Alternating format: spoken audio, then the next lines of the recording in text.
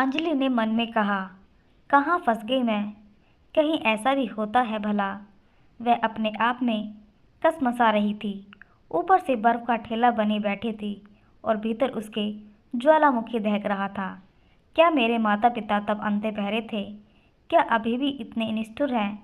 अगर नहीं तो फिर ऐसे लड़के से मुझे क्यों बांध दिया, जो किसी अन्य की खातिर मुझे छोड़कर भागा है जाने कहाँ। अभी तो अपनी सुहागरात भी नहीं हुई, ना जाने कहाँ भटक रहा होगा। पता नहीं लौटेगा भी या नहीं।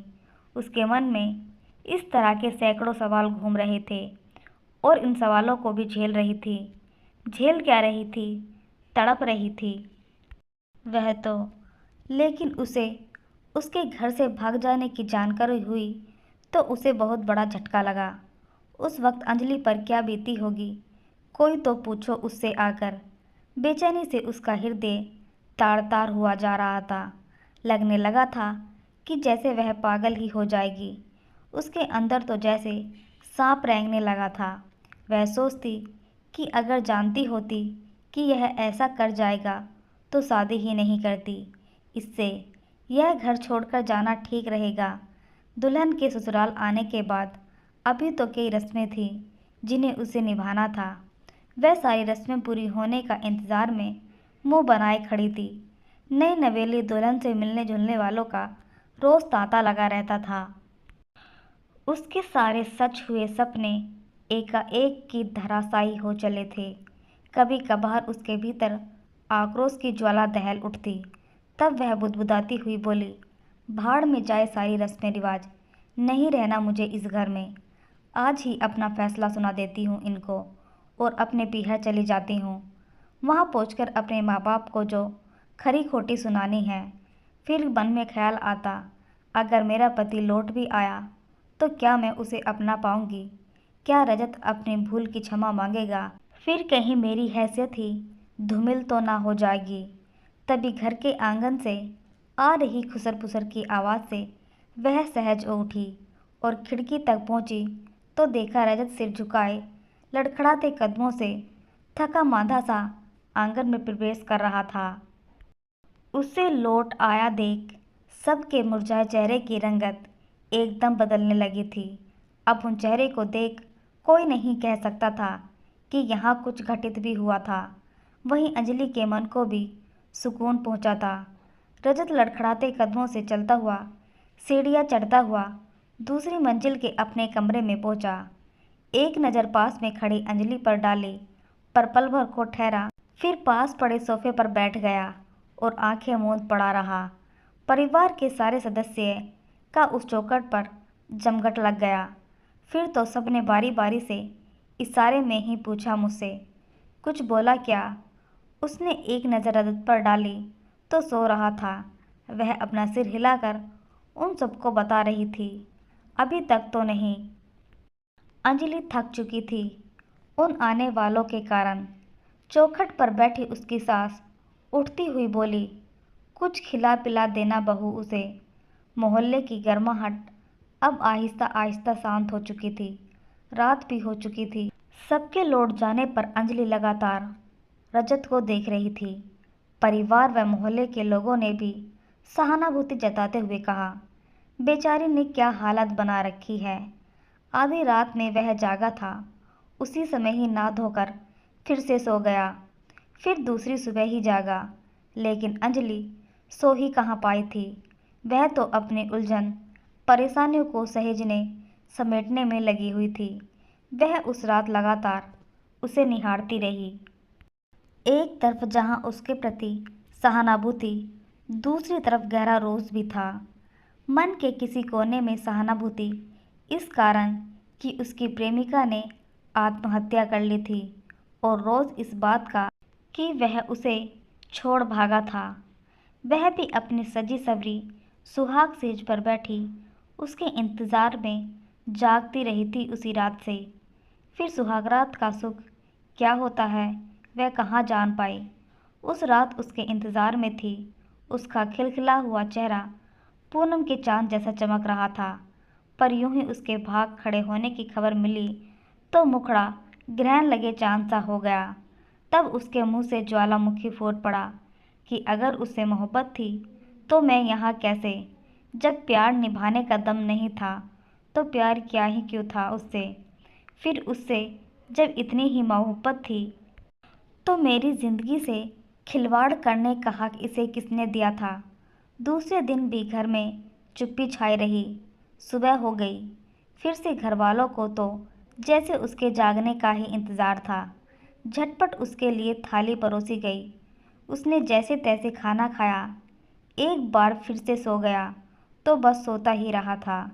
यह दूसरी रात थी जो अंजलि अकेले जागती बिता रही थी।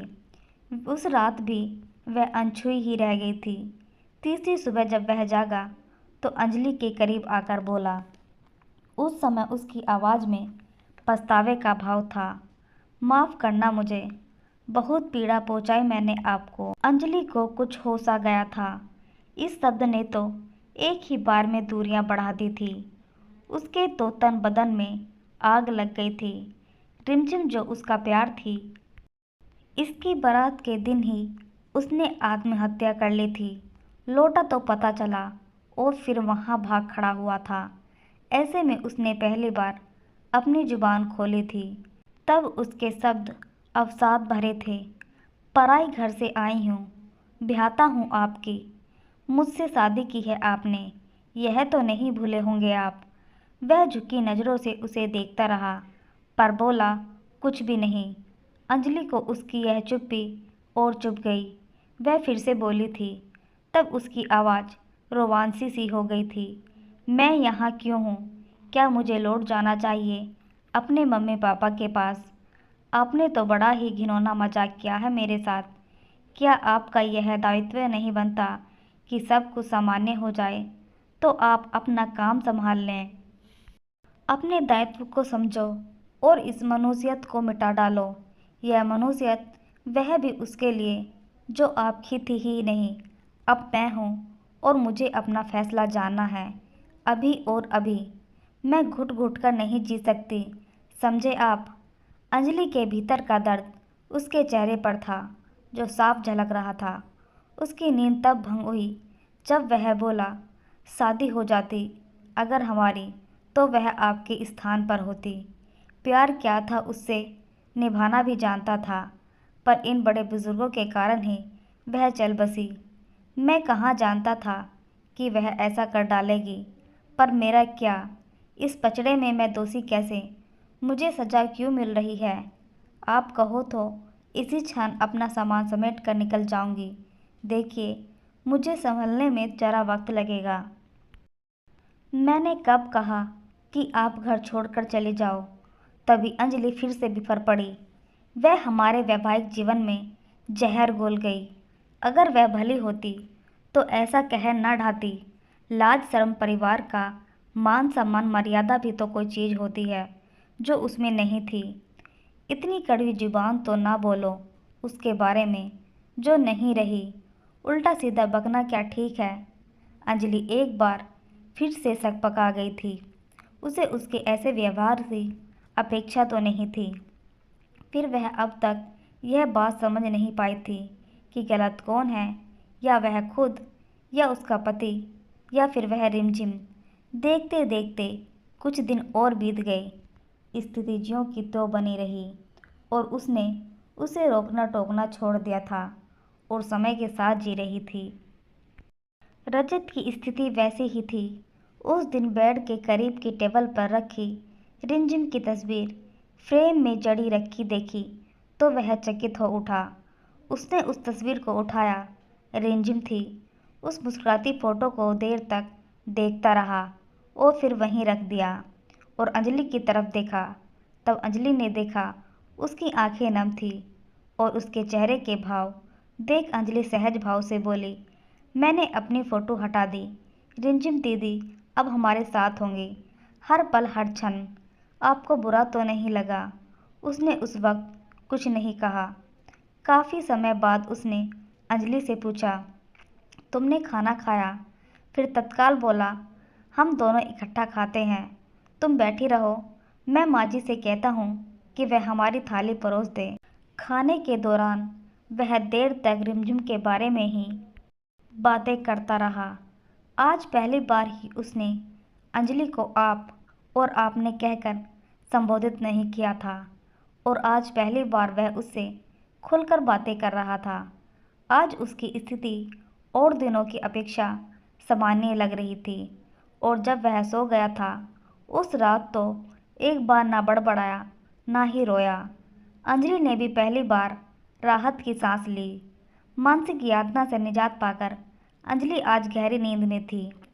रजत उठ चुका था और उसके उठने के इंतजार में पास पड़े सोफे पर बैठा दिखा। अंजलि जब सोकर उठी तो उसने अंजलि को गले से लगा लिया और फिर दोनों एक दूसरे की बाहों में समा गए। अंजलि अपने पति का प्यार पाकर बहुत खुश हो गई थी।